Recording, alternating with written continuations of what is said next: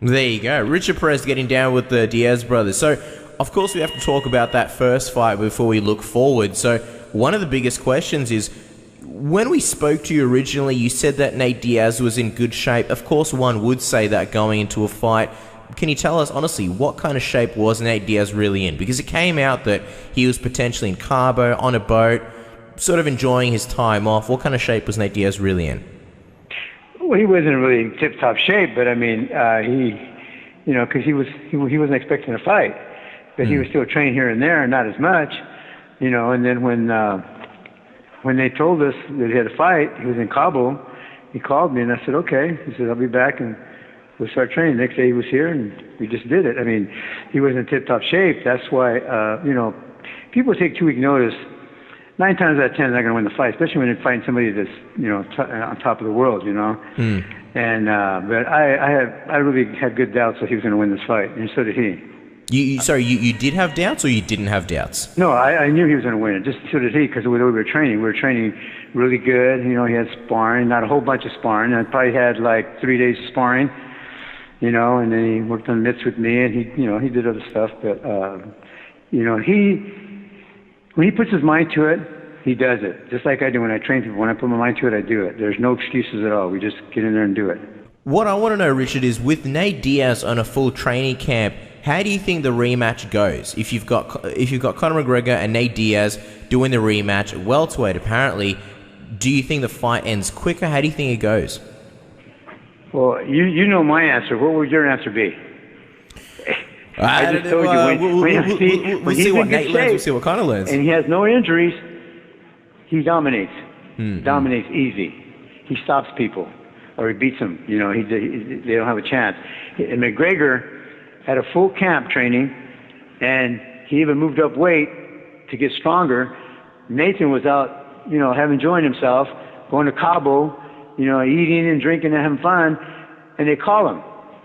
So if that 2 weeks, if he dominated, it took him 2 weeks to dominate a guy that's undefeated, that's a golden boy, what do you think is going to happen in 3 months training?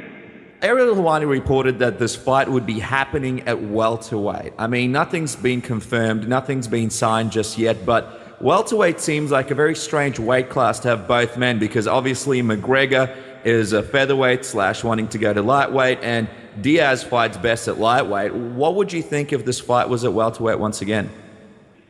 Well, what I see is that McGregor likes that weight. I guess he likes 170 for some reason. That's what I can think of. He feels comfortable. What do you think it does for Nate? Do you think he fights better? Because obviously if he does fight true welterweights, he's got potentially a size disadvantage. But if he fights McGregor, he doesn't really have that. Do you think it works best for him that he doesn't have to make that weight cut? Well, he's going to cut weight anyway, because he walks around a little heavier than that. So he's going to cut weight too. So I imagine they're both going to cut weight. I'm just wondering, did he cut any weight for the first fight against McGregor? How much did he cut? I can't remember he did tell me. I can't remember. I want to say 185. Because I remember when we spoke to you before the fight, you mentioned how he was on weight. He was at 170. Oh, yeah, because he was already training. Right. But before, when he called me at Cabo, I can't remember if he said he was 180 or 185. I can't remember. So that would have been about 2 weeks before the fight. You're saying he was about 180, 185. He might have been 180, yeah. Oh, wow. In the last few days, do you know if he cut any water weight? No, he was doing fine. He was still eating a little bit and, not starving. And he was drinking water and whatever he wanted to drink. I mean, he don't drink sodas or anything like that, but, I mean, he had a meal. Now, Richard, nothing's been confirmed yet with this rematch, but I'm just wondering, has Nate approached you? Have you heard any rumblings? Is this thing official? Has it actually been offered to Nate?